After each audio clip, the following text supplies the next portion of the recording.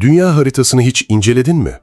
Ülkeler, sınırlar, şehirler, köyler. Milyonlarca kilometrelik bir alan.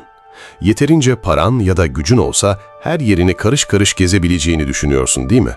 Ama yanılıyorsun. Çünkü bu haritanın üzerinde bazı noktalar var ki oralara asla giremezsin. Paran işe yaramaz, tanıdıkların işe yaramaz, diplomatik pasaportun varsa o bile işe yaramaz. Bazı kapılar vardır, dünyanın en güçlü insanı bile olsan sana kapalı kalır. Çünkü o kapıların arkasında kimi zaman bir sır, kimi zaman bir felaket, kimi zamansa insanlığın binlerce yıl önce terk ettiği ve bir daha asla geri dönemediği yerler var. Kirli Arşiv'e hoş geldiniz. Bu bölümde yeryüzünün girilmesi imkansız olan noktalarına gidiyoruz. Hazırsan kurallar ve yasaklara bakış açını bir adım öteye taşıyacağız. Hint Okyanusu'nun güneydoğusunda bir ada var. Kuzey Sentinel Adası. Adada 50 ila 500 kişi yaşıyor. Kesin sayı bilinemiyor. Çünkü kimse adaya yaklaşıp nüfusu saymaya cesaret edemiyor. Adaya yaklaşma girişiminde bulunanlar ok yağmuruyla karşılanıyor. Evet, ok yağmuruyla. Sentineller, dünya üzerinde kalan son tam izole kabilelerden biri. Bazı tahminlere göre 30 ila 60 bin yıldır bu adada yaşıyorlar.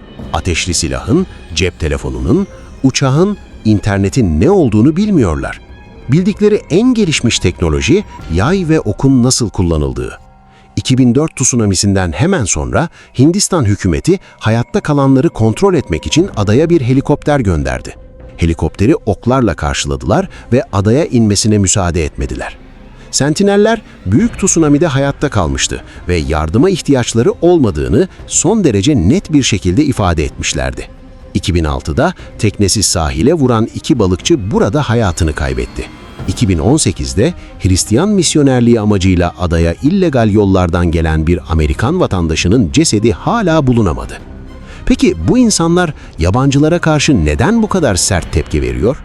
Düşmanlıktan mı, vahşilikten mi? Değil. Cevap çok daha derin ve dokunaklı. Bu insanların modern dünyada var olan virüslere, bakterilere, hastalıklara karşı bağışıklığı yok. Bizim için sıradan bir grip, onlar için ölümcül bir hastalık demek. Kızamık, su çiçeği, hatta basit bir soğuk algınlığı soylarının yok olması demek. 1869'da İngiliz sömürgeciler komşu Andaman kabilesinden birkaç aileyi yakalayıp şehre götürdü. 2 yetişkin kısa sürede hastalanarak hayatını kaybetti. Çocuklarsa adaya geri gönderildi, vücutlarında taşıdıkları hastalıklarla birlikte. Sonrasında ne olduğunu sanıyorum tahmin edebilirsin. Her temasta aynı felaket yaşandı. Bu kabilelerde medeniyetle ilk tekamül nüfusun %30'unu hayattan sildi. Hindistan bugün adanın çevresinde 5 millik bir yasak bölge oluşturdu. Bu yasak sentinellerden korunmak için değil, onları toplumdan korumak için. Yani bir sırrı değil, bir kabilenin varlığını koruyor. Bazı yasaklar da var ki sadece bir kabileyi değil, tüm insanlığı koruyor. İnsanlığın sonu geldiği denildiği gün ortaya çıkacak ve yeniden hayat verecek türden. Kuzey Kutbu'ndan 1000 kilometre güneyde Norveç'in Svalbard takımadalarında bir dağ var. Dağın yamacından beton bir portal dışarı fırlamış. Bu yapının içinde 120 metrelik tünelin sonunda -18 derecede 3 oda var. Burası Svalbard Küresel Tohum Deposu. Diğer adıyla Kıyamet Kasası. Burada insanlığın geleceği yatıyor.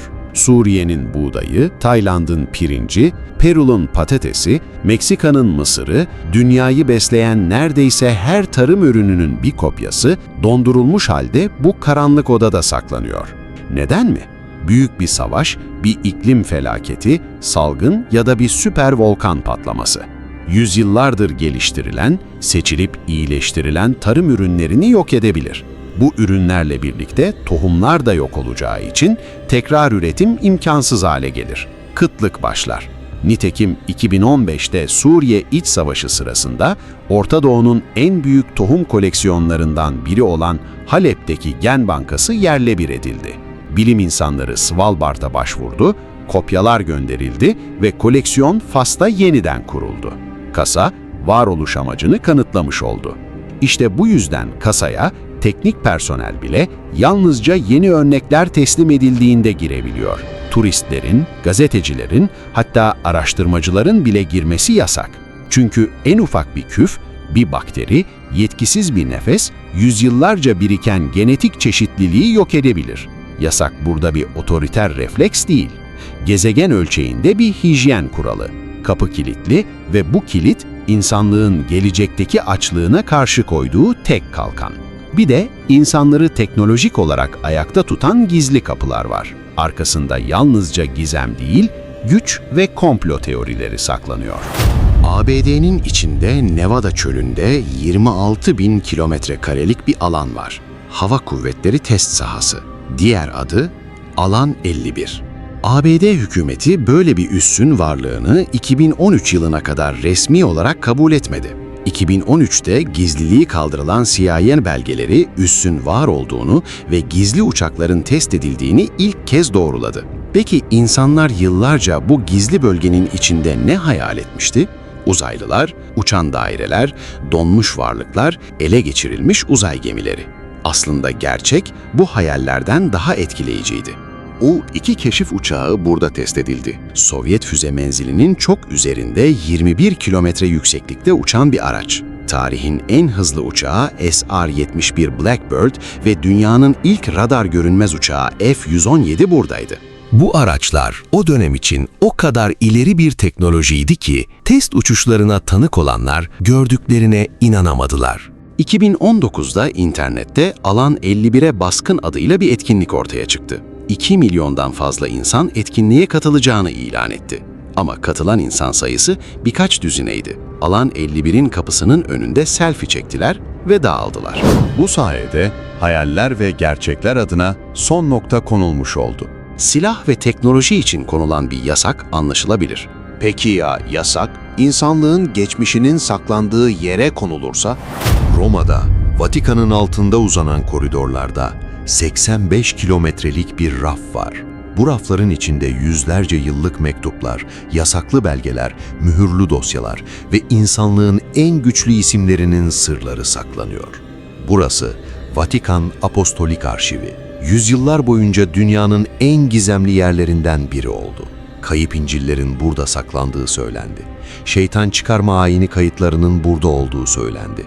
Bazıları ise Vatikan'ın insanlık tarihini değiştirecek belgeleri kilit altında tuttuğuna inandı. Gerçeğin ne olduğunu kimse tam olarak bilmiyor. Çünkü bugün bile arşivin tamamına erişebilen tek bir insan yok. 1881'de Papa bazı tarihçilere sınırla erişim izni verdi. Tarihçiler koridorlarda dolaşamıyor, rafların arasında yürüyemiyorlardı. Sadece belge adı veriyorlar, kataloglanmış bir belge ise görevliler getiriyordu. İşin en ilginç tarafı, arşivin büyük kısmı hala kataloglanmış değil. Burada bir belgeyi aramak, samanlıkta iğne aramak gibi. Yani Vatikan'ın elinde tam olarak ne olduğunu belki Vatikan bile bilmiyor. İnsanlık tarihinin en büyük sırları gerçekten buradaysa da biz bunu muhtemelen hiçbir zaman öğrenemeyeceğiz. Vatikan arşivlerinin yasağı devletler eliyle konuldu. Bir de yasağı doğanın ta kendisinin koyduğu bir bölge var ve bu bölgeye girerseniz canlı olarak çıkmanız mümkün değil. Brezilya kıyısından 35 kilometre açıkta bir ada var. Büyüklüğü 1 kilometre karenin biraz üzerinde. Açık havada kıyıdan görülebiliyor. Ama kimse oraya gidemiyor. Çünkü adada 2000 ila 4000 arasında yılan yaşıyor. Metrekare başına 1 ila 5 yılan düşüyor. Bunlar dünyanın en zehirli yılan türlerinden biri olan altın mızrak başlı engerek. Ada 11.000 yıl önce anakaradan koptuğunda yılanlar izole kaldı. Kara üzerinde avcıları olmadığı için nüfusları patladı. Zehirleri anakaradaki akrabalarından 5 kat daha güçlendi. Çünkü avları artık yerde koşan kemirgenler değil, uçup kaçabilen göçmen kuşlardı. Isırıkları deri etrafındaki dokuyu çözüyor, iç kanama başlıyor, böbrekler iflas ediyor. Panzehir olmadan ölüm 1 saatten kısa sürede gerçekleşiyor. Adada kalıcı yaşayan son kişi deniz feneri bekçisiydi. Yerel efsaneye göre 1920'lerde yılanlar evine girdi ve onu yok etti. Bu olayın ardından fener otomatikleştirildi, ada tamamen kapatıldı. Brezilya hükümeti bugün adaya girişi yasaklamış durumda. Sadece herpetologlar, yani yılan araştırmacıları girebiliyor. Tabii yanlarında panzehir stoğu olan bir doktorla birlikte. İnsanın sadece varlığının geri dönüşü olmaz yıkımlara neden olduğu bir mağaradan bahsedeceğiz şimdi. Fransa'nın güneybatısında içinde 600 çizim, 1500'e yakın gravür barındırıyor. Son buzul çağının sonunda avcı toplayıcı insanlar tarafından yaklaşık 17.000 yıl önce çizilmiş.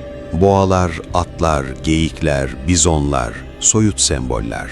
Sanat tarihçileri bu çizimleri Picasso ve Matisse'in eserleriyle kıyasladı.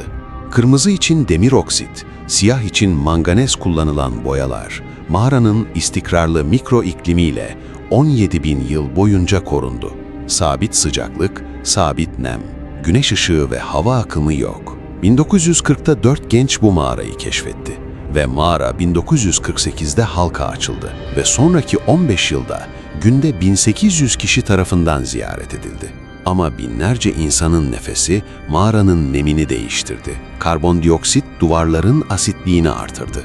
Yeşil küf belirdi, alpler büyüdü, siyah mantar lekeleri yayıldı. 17.000 yıl ayakta kalan boyalar, 15 yıllık ziyaretin ardından yok olma tehlikesiyle karşı karşıya kaldı. 1963'te mağara kapatıldı. Yalnızca restoratörler ve mikrobiyologlar içeri girebiliyor. Buna rağmen kapatılmasının üzerinden 60 yıl geçtiği halde mantar mücadelesi hala devam ediyor. Bu mağara insanların varlığıyla bozuldu ve yine insan eliyle korumaya alındı. Kendi halinde keşfedilmemiş bir mağara olarak kalsaydı, yasaklara ve kurallara ihtiyaç kalmayacaktı. Çünkü mağara kendi kendini korumayı başaracaktı. Ve son olarak 2200 yıldır açılamayan, içinde ne olduğunu kimsenin bilmediği, modern bilimin incelemeyi rafa kaldırdığı bir bölge var. Terakota ordusunu daha önce duydun mu? 8.000 kil savaşçı, atlar, savaş arabaları, hepsi İmparator Qin Shi Huang'ı ölümünde de korumak için gömülmüş. Ama ilginç olan, terakota savaşçılar mezarın dışında muhafız görevi görüyorlar. Asıl mezar, yaklaşık 80 metre yüksekliğindeki bir höyüğün altındaki geniş yeraltı sarayı bugüne kadar açılmadı. Antik tarihçi Sima Qian, mezarı imparatorun ölümünden sonraki yüzyılda şöyle tarif etti. Tavan, mücevherlerle işlenmiş bir yıldız haritasıydı. Zemin, mekanik cihazlarla hareket ettirilen civa nehirlerinin ve denizlerinin aktığı Çin İmparatorluğu'nun kabartma haritasıydı. Duvarlar, yeşim taşı ve altınla kaplıydı. Girişlere kurulu yüklü yaylar, içeri girmeye cesaret edeni delmeye hazırdı. Ama mezarın açılmama sebebi bu değil. 1970'lerde terakota savaşçıları kazılırken canlı kırmızı, mavi, yeşil boyalar havaya maruz kaldıkları birkaç dakika içinde uçtu. Müzede gördüklerin gri yani boyası yok olmuş. Eğer mezarın içinde boyalı duvarlar, silk kumaşlar, vernikli ahşap varsa hepsi açılışta yok olabilir. Bir de civa faktörü var. Bilim insanları höyüğe sonda yerleştirdi ve bu sondalarla toprakta anormal derecede yüksek civa tespit edildi. Normalin onlarca katı. Kapalı alanda sıvı civa buharı o bölgede çalışan herkes için ciddi bir tehdit oluşturuyor. Çin hükümeti uygun teknolojiyi bekliyor. Belki 20 yıl içinde geliştirilen yöntemlerle boyalara zarar vermeden keşif mümkün olabilir. Belki mekanizmalar mezarın atmosferine zarar vermeden içeri girip görüntüleri dışarı aktarabilir. Mezar 2200 yıldır ayakta duruyor. Sanıyorum biraz daha bekleyebilir. Bugün girilmesi imkansız 7 yasak bölgeyi inceledik. Yasak, buralarda yalnızca gizemleri değil, değerleri de koruyor. Ve bazen yapılabilecek en iyi şey imkansızı zorlamamaktır. Burası Kirli Arşiv ve bu arşiv çok derin. Serinin devamında tarihin, insanlığın ve dünyanın en karanlık sırlarını incelemeye devam edeceğiz. Bildirim zilini açık tut. Çünkü bir sonraki dosya bugünkünden çok daha rahatsız edici olacak. Hoşça kalın.